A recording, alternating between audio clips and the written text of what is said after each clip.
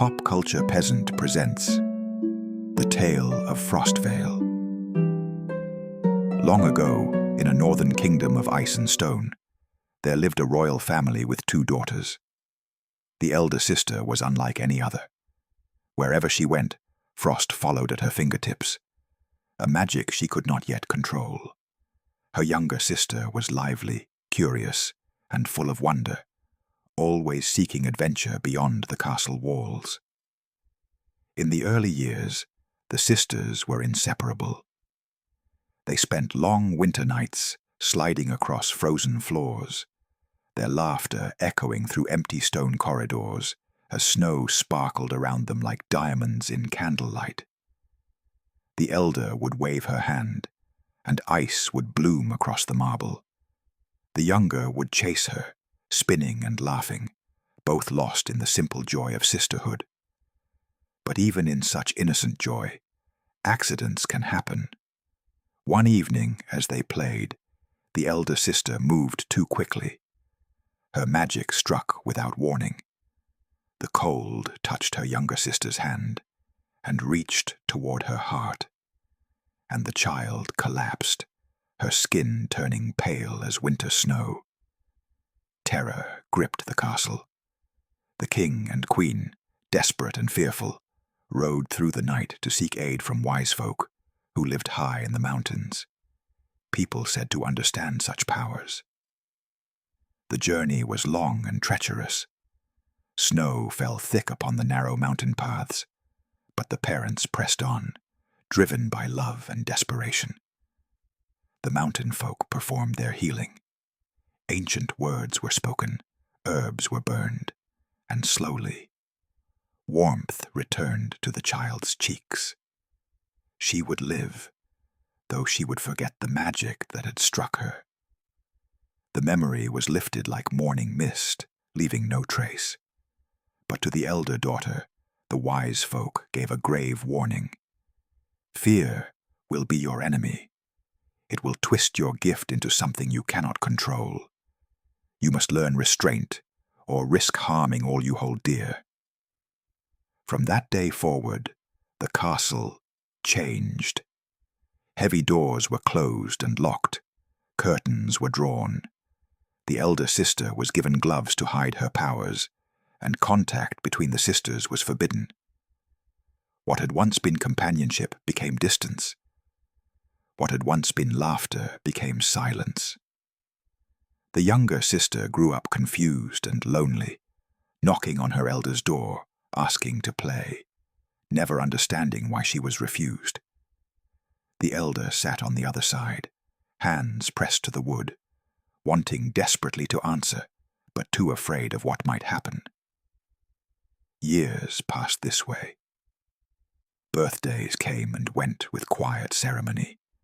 The younger sister learned to entertain herself, while the elder practiced control in solitude, whispering to herself, "Conceal it, don't feel it, don't let it show." Then tragedy struck once more. The king and queen set sail on a diplomatic voyage, but a terrible storm rose in the northern seas. The ship was lost, and with it, both parents. The kingdom mourned, and the elder daughter was left to inherit a crown she never wanted. The day of her coronation arrived. For the first time in many years, the castle gates opened wide. Visitors flooded in, nobles, merchants, common folk, all eager to celebrate and to glimpse their new queen. The halls were alive with music and voices. Banners hung from stone walls. Sunlight streamed through stained glass, painting the floors in colors the castle hadn't seen in a decade. But beneath the ceremony, the queen was terrified. Every handshake, every bow, every moment required perfect control. She removed her gloves only for the briefest instant during the coronation ritual, then quickly replaced them. Her younger sister, however, was filled with joy. She danced through the halls, meeting people, experiencing life outside the castle walls for the first time in memory. She wanted the gates to stay open forever. When she spoke to the queen about this, about hope, about freedom, about finally living, the queen refused. Tension rose. Words grew sharp. In a moment of distress, the elder sister's control faltered. Her glove was pulled away. Magic burst forth. Ice spread across the throne room floor in jagged patterns creeping up the walls. The gathered nobles gasped and stepped back. Fear rippled through the crowd. The queen, seeing the horror in their eyes, fled. She ran from the castle, from the crown, from everything, disappearing into the mountains as night fell. And with her departure, winter came. Snow began to fall, thick and heavy, though it was the height of summer. The harbor froze solid. Crops withered in the fields. Roads became impassable. The people huddled in their homes, confused and afraid, wondering if their queen had cursed them. The younger sister refused to accept this. She would not abandon her elder. She left the castle that very night, wearing only a traveling cloak, and set out into the frozen wilderness. The path was treacherous. Wind howled through the trees. Snow stung her face. But she pressed onward, determined. Along the way, she encountered a traveling ice merchant, a practical, honest man who made his living cutting ice from frozen lakes. He was accompanied by his loyal beast, a creature strong and steady. Though skeptical at first, he agreed to guide her. Together, the unlikely group climbed into the high mountains. The air grew thin and bitter cold. Ice cliffs rose on either side of their path. More than once, they nearly turned back. But finally, they reached the summit. And there, they found something extraordinary. A palace of ice, soaring and beautiful, with towers that caught the light like crystal. The queen had built it with her magic, a place where she could be free, where she could harm no one. When they entered, they found the queen transformed. She had cast aside her crown, her heavy robes, her restraint. Here, alone, she could let her power flow freely. She seemed lighter, almost happy, but also deeply sad. She refused to return. "I belong here," she said, "away from everyone I might hurt. This is better." But her sister disagreed. She spoke of love, of family, of facing fears together rather than running from them. The queen, frightened by the intensity of her own emotions, lashed out. Ice formed into sharp barriers, driving them away. Meanwhile, back in the kingdom, a nobleman with smooth words and dark intentions had taken control. He convinced the people that the queen was dangerous, that she must be stopped by any means necessary. He sent men after her, and when the younger sister tried to protect her elder, he abandoned her in the storm, leaving her to freeze. The cold began to take her. Ice spread from where the queen had accidentally struck her heart so many years ago. That old wound had never truly healed. Her skin grew pale. Her movements slowed. She was dying.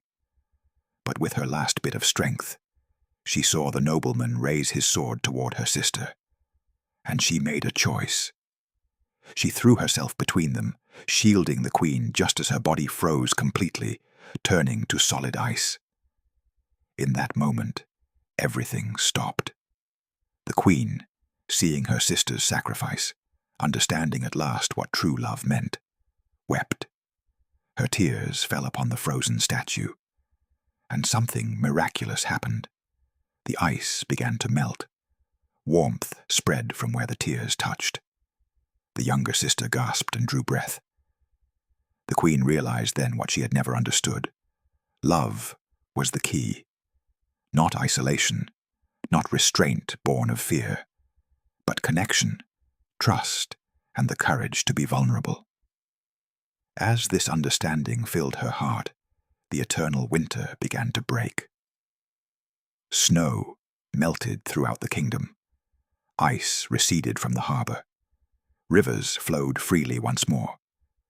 Green returned to the fields, and flowers began to bloom, even though weeks of summer had been lost. The sisters returned to their kingdom together. The treacherous nobleman was dealt with. The castle gates remained open, and the people, seeing their queen's true heart, welcomed her with joy rather than fear.